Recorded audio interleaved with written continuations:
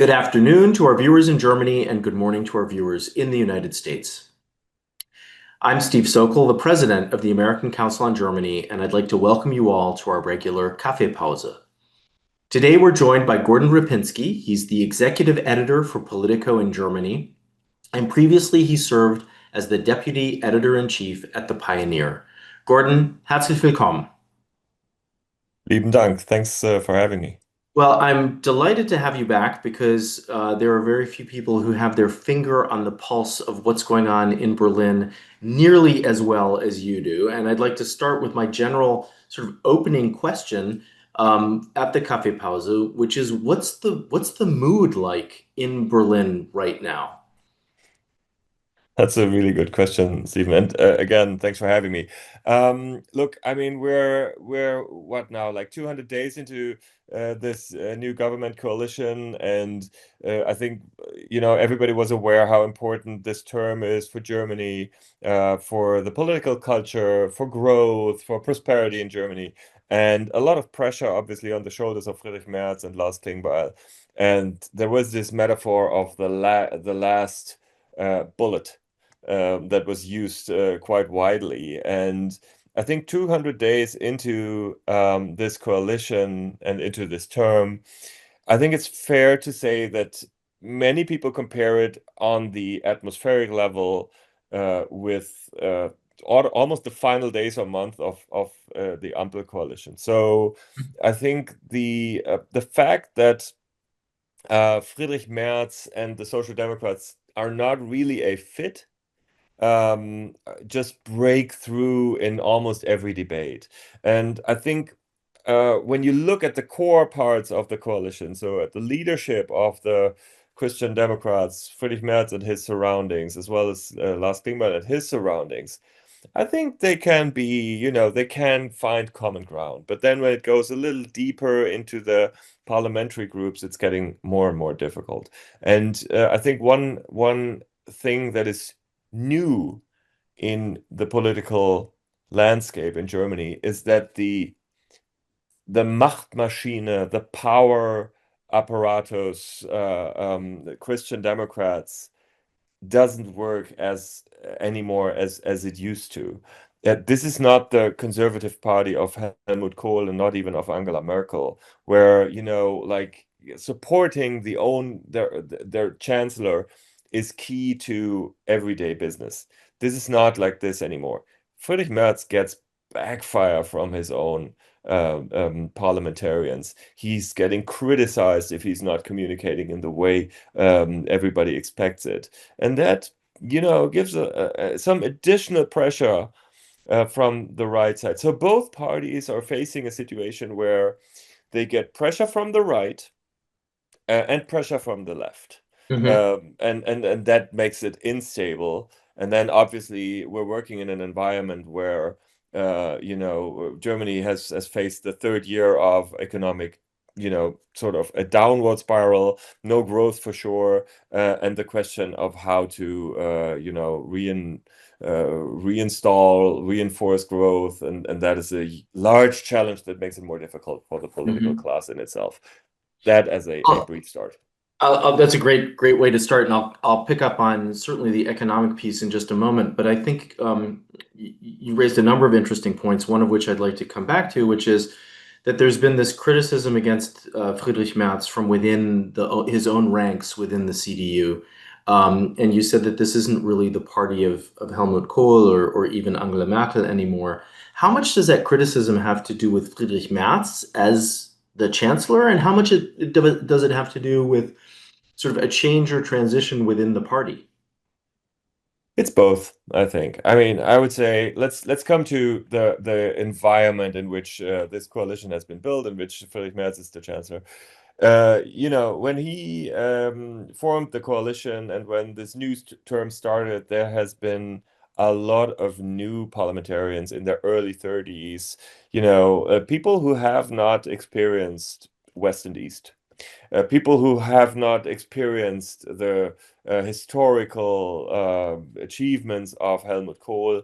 And I don't want to say they take the achievements for granted. I mean, one of the young parliamentarians is his grandson. Johannes Volkmann, who's now a member of the parliament. So I'm not saying they take it for granted, but their political education has happened in the past decade. And that past decade of political education as a young conservative have been something else than Angela Merkel. Let's be more conservative again. Distancing from your own former leadership. That is the mindset of many of those politicians. And so there's an intense pressure from that side towards Friedrich Merz, and that's a generation who don't read FAZ am Wochenende mainly, but who are very focused on what's happening on social media. So they are also vulnerable to social media trends, if you want to phrase it like this. And so I think in that regard, it's in itself a different generation of politicians. And what we see in society, that the awareness for the vulnerability of democracy is not a given thing anymore, I think is something that is also being reflected in the new parliamentary group and the Conservative Party, and also in all the other parliamentary groups, to make that very clear. But I think in this situation, this is the new development that we really see. And then you have Friedrich Merz, who has, if you will, a more complex challenge to tackle.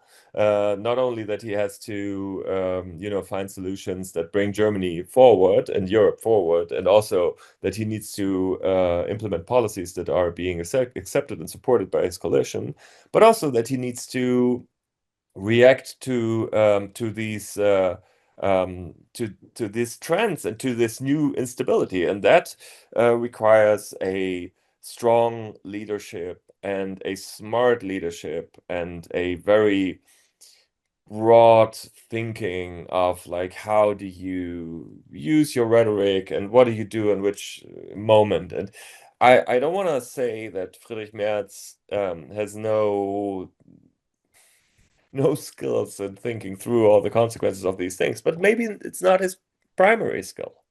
I think he has a almost a brilliant way of approaching international leaders and reinventing Germany's voice in the international sphere. But Friedrich Merz is also a person who likes the moment, embraces the moment, whereas somebody like Angela Merkel certainly embraced the long game and not so much the moment.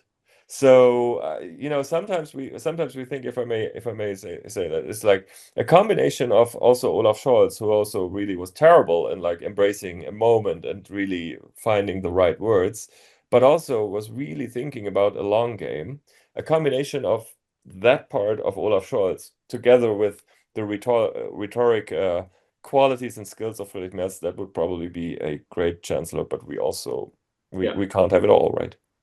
Right. I mean, absolutely. I mean, certainly, Friedrich Merz and Olaf Scholz are very different from each other.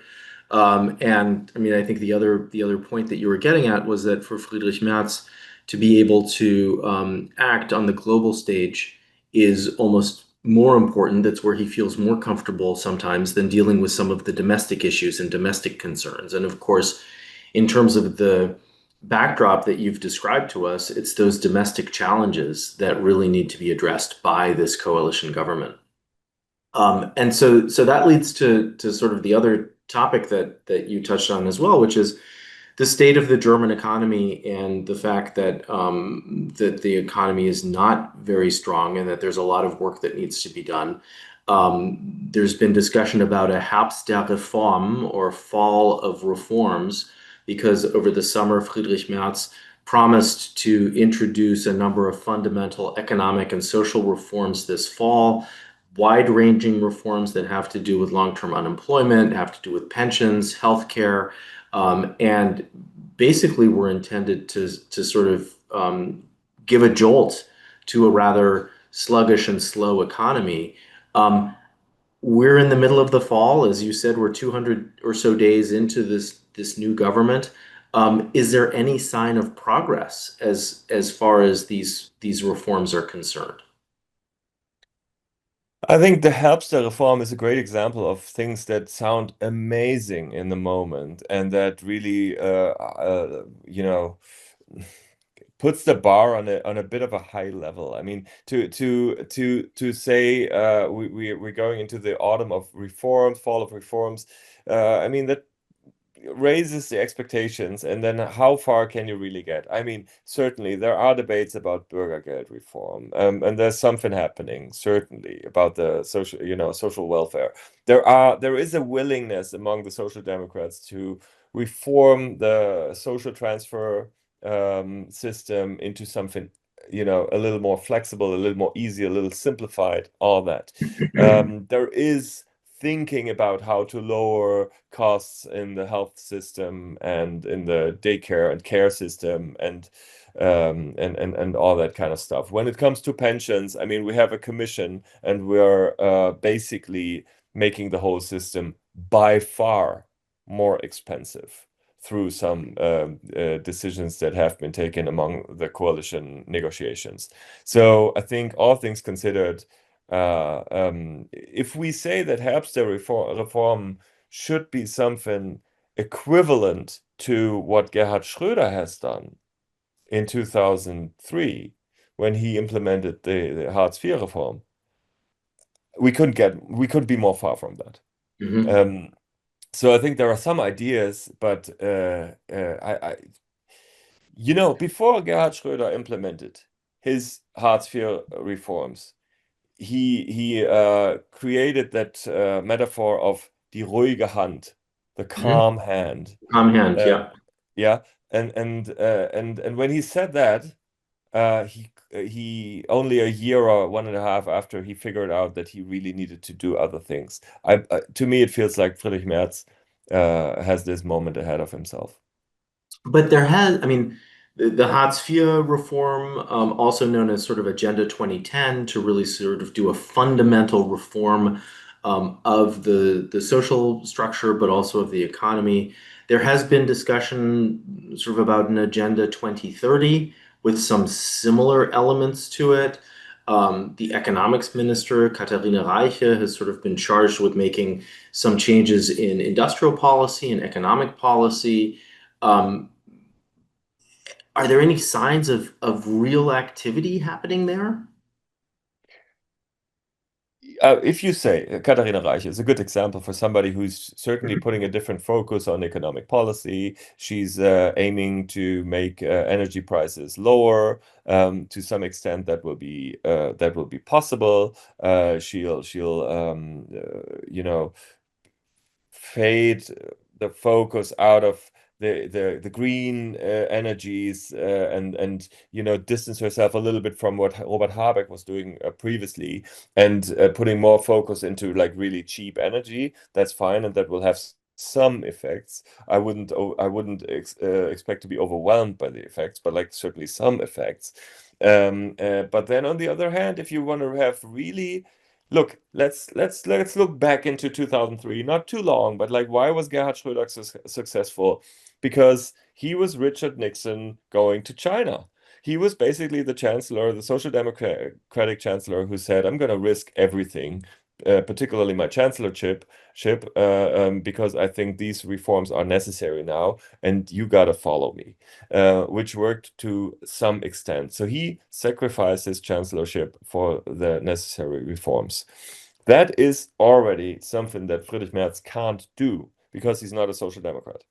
Mhm. So he can only do everything to convince the Social Democrats to go with him and to implement these reforms. Social Democrats are the weakest point in history with 16.4%. They have Yep. already lost their chancellor, and they had to vote for Friedrich Merz, a person that they really don't like. So they come from a very difficult point. And if you wanna convince them that they now have to be tougher on immigration, tougher on military, and tougher on economics, that's a long way to go. So if you wanna really achieve that when you're the Chancellor Friedrich Merz, you should really be focused in the political debates that you do. Don't accept any side fires. Hmm. But if I look at the 200 days of this coalition, it looks like there's only side fires. Like we're not focusing on the actual challenges. Yeah, I mean, why does this coalition lose so much power in appointing a judge?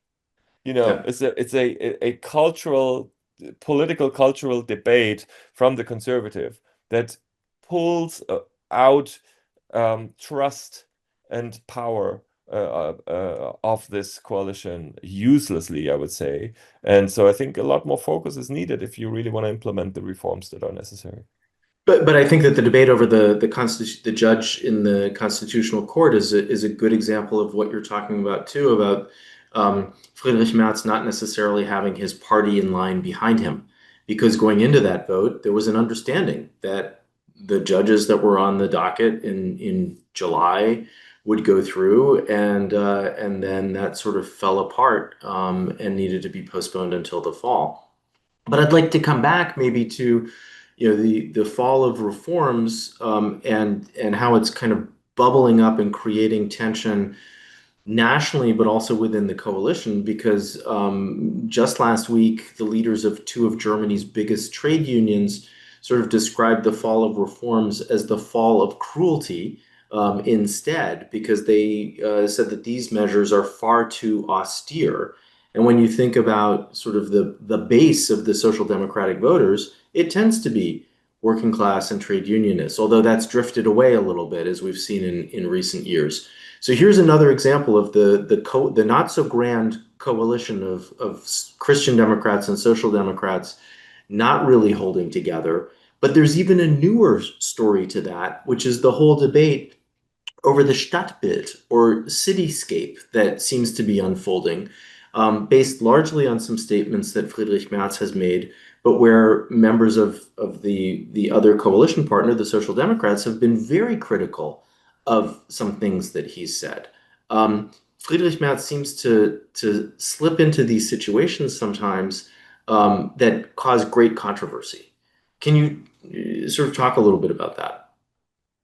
Absolutely. I mean, first of all, would that have been a debate in 1990 or in 2000 or even in 2010?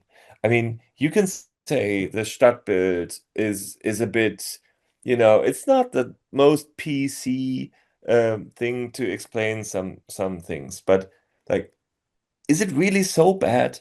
I mean, he's a conservative chancellor. He says, okay, well, I think we need to change some things here. It's a bit, spoken language. It's a bit like how his voters certainly speak as well. I mean, how most of his voters certainly would speak as well. Hmm. So, is it the most elaborated language chosen by the chancellor? No, it's not. Like, is it something worth debating about for like 2 weeks?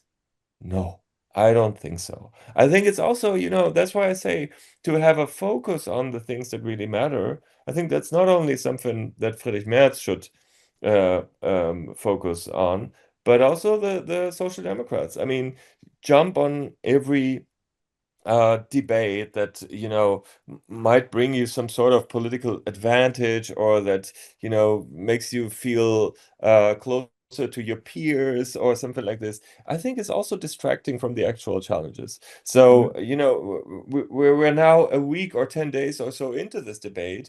I think, like, what are the main mistakes? Nobody stops talking about it. I mean, Friedrich Merz also certainly in the beginning made a mistake when he underlined it and like brought it into the debate again. I mean, I would say, bluntly speaking, another stupidity.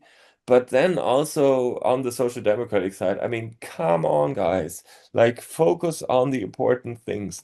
Like we are now having the serious suggestion of a Stadtbild summit Hmm. in the chancellery brought Hmm. up by a social democrat.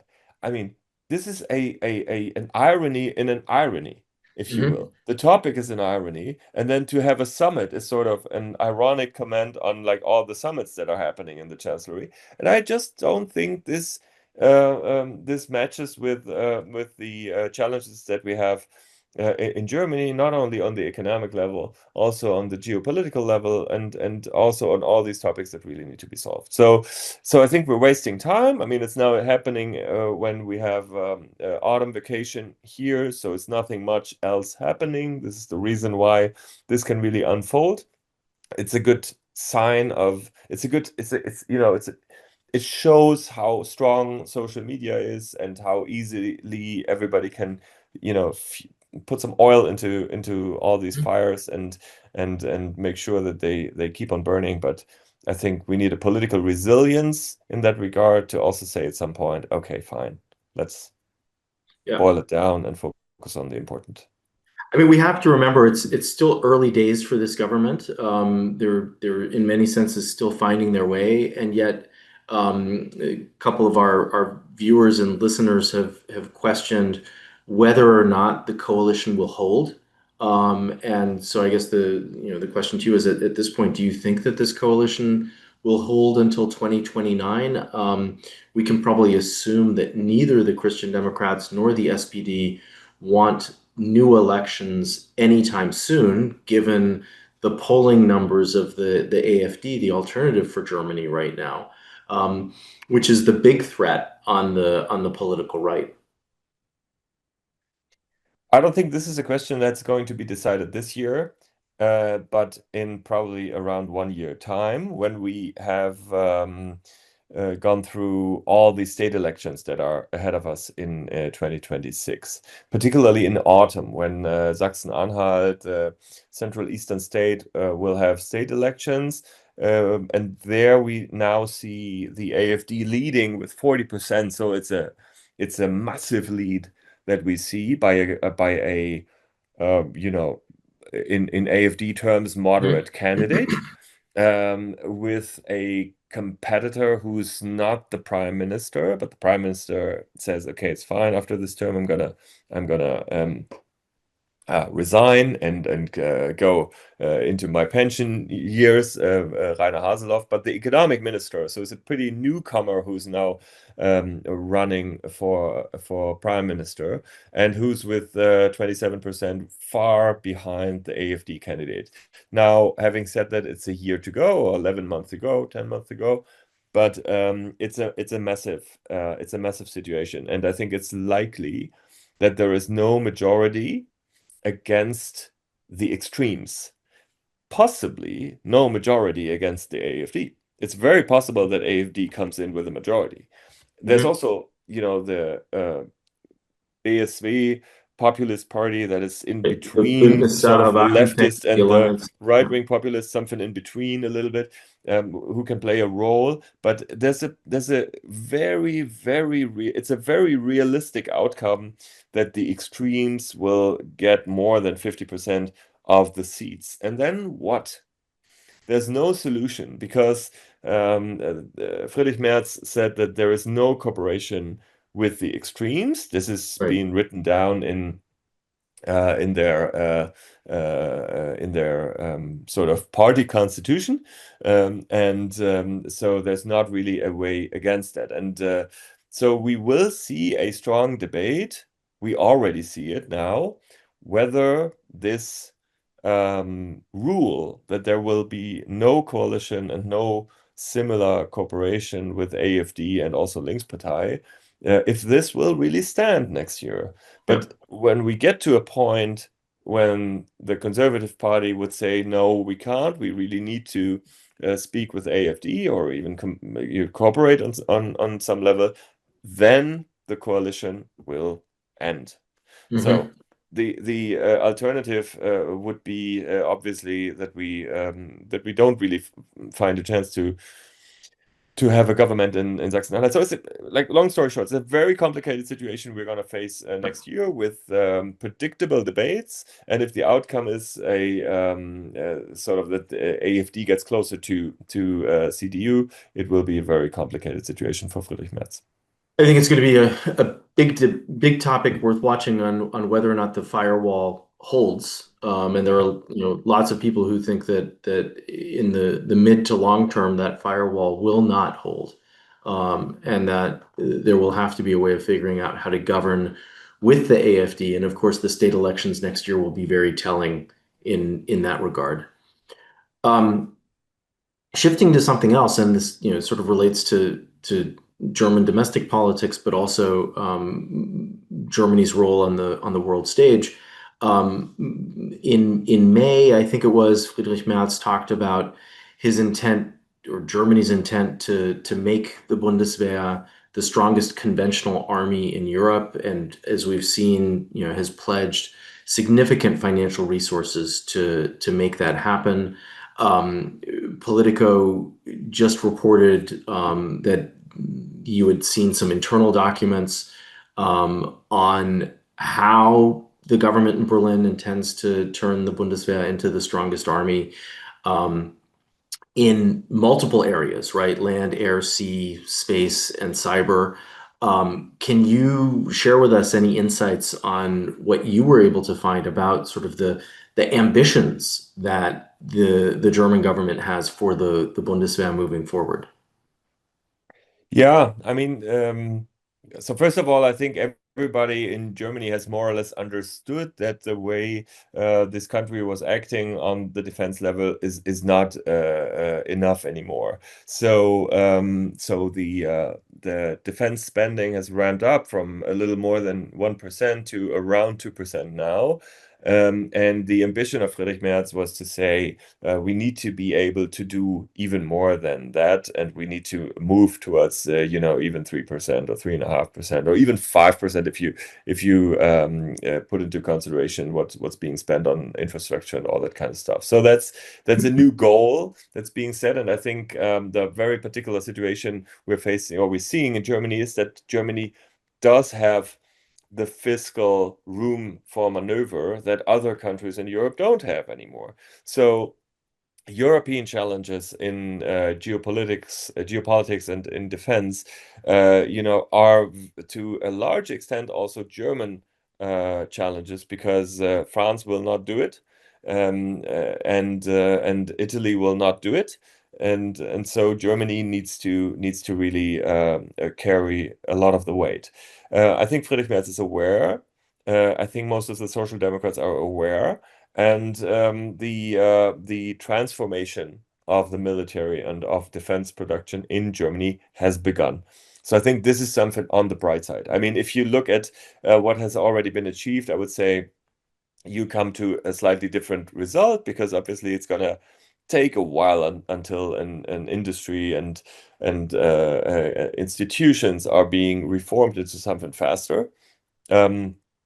But um, I think we're really at a different stage there. I mean, if I just had a conversation with Rheinmetall CEO Armin Pappberger and Airbus Defense CEO Mike Schellhorn last week, and we were at the Berlin Global Dialogue, and these two these are different CEOs than a few years ago. There is so much happening. They are doing so much, and this is also because they know they have the backing of the government. So I think there's quite something happening.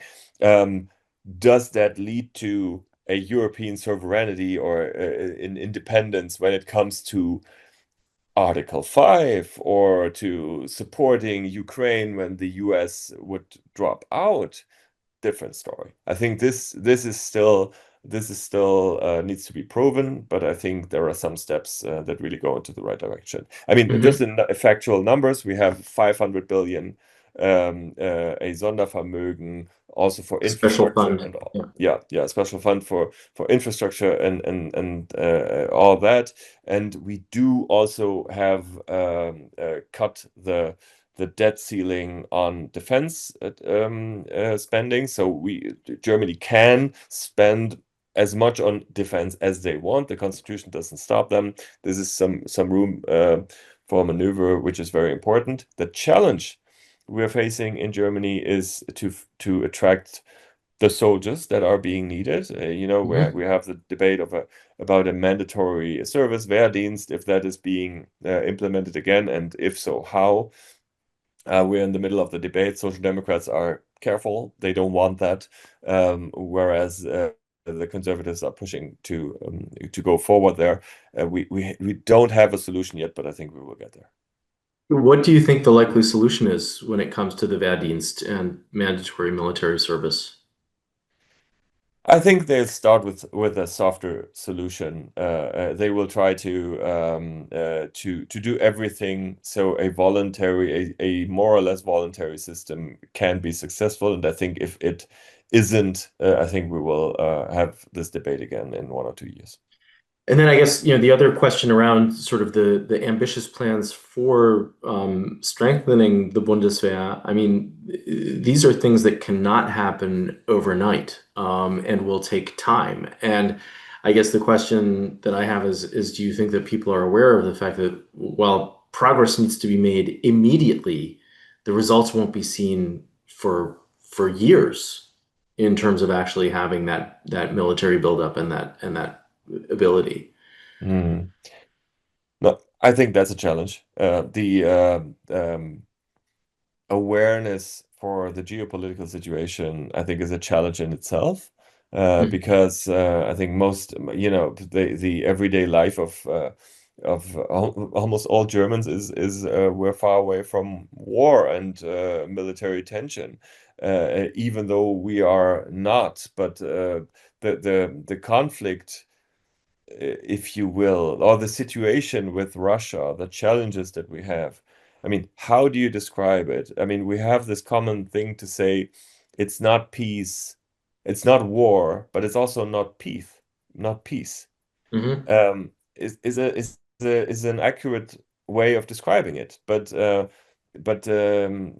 it's hard to really implement the consequences and to create a resilience among the population Mhm. and a really strong support for the things that need to be done, particularly because the the meddling, if you will, of Russia into Germany is so subtle still. Is it Mhm. here a drone and there a drone? Oh yeah, it's bad, but I mean, whatever. It's like toys, right? It's drones. Mhm. So it's like it's going to take a little more, probably to create more resilience among the population. But Well, and this is, yeah, I think it's going to happen once it's getting more serious. I mean, this is one of the key topics for the Minister of the Interior, Alexander Dobrindt, right now, in terms of talking about how to deal with cyber attacks and drone attacks from abroad. I mean, this is a huge topic that he's trying to address at the federal level, but of course, it also has to do with what is required at the state level as well. Um, Absolutely, yeah. I mean, I think that there's a lot to work through at the moment. There's one other issue that I wanted to bring up, which has to do with the cancellation or postponement of Johann Vadeful's trip to China. He was supposed to leave for China over the weekend. This has been in the press a lot over the weekend and today. What do you think we should read into the postponement of the trip? Mainly that the importance of Germany in China's eyes is not peaking. That we feel a new sort of irrelevance in China's eyes, and that the main businesses are happening between the US and China, or Russia and China, and this is particularly with regard to all the summits that are going to happen this week, something that should be beyond a warning sign. I mean, I think nobody needs to repeat the power of China. I think subconsciously probably we have thought that, okay, well, yeah, we know that China is getting more important, but we just keep on going the way we are. Mhm. We have always done so, and now we see that the German foreign minister is not so important anymore and just doesn't get the appointments that he really would like to have. So what's the consequence? To speak up less, be less critical towards China, and then get your appointments, or to not have the appointments anymore. I mean, I think it's a strong sign that we need to diversify, diversify, diversify, but it's late in the process. I think, it almost pushes us back to the beginning of this conversation. We need to put more effort into developing our economy, growing again, and getting stronger, within ourselves. Otherwise, we're not a good negotiation partner. Mhm. Gordon, we've covered a lot of topics, and I want to close by asking you a question that was just posed by someone else, who points out that we haven't really talked about the war in Ukraine. We haven't talked about bilateral relations between Germany and the United States, or even the situation in the Middle East. And the question is whether or not these issues are at all important for German domestic politics, and how some of these topics are playing out. No, they are important. I mean, all of them are important, but obviously it comes in waves, right? I mean, we've followed what's happening in the Middle East very, very closely. We're cautiously optimistic that things are slowly improving there. When it comes to transatlantic relations, I think we're standing in between. Giving up on US as a partner, and in the next moment figuring out there's not really an alternative. So just hoping that things are working out at some point, or changing back to something again. And when it comes to Ukraine, I think that's true.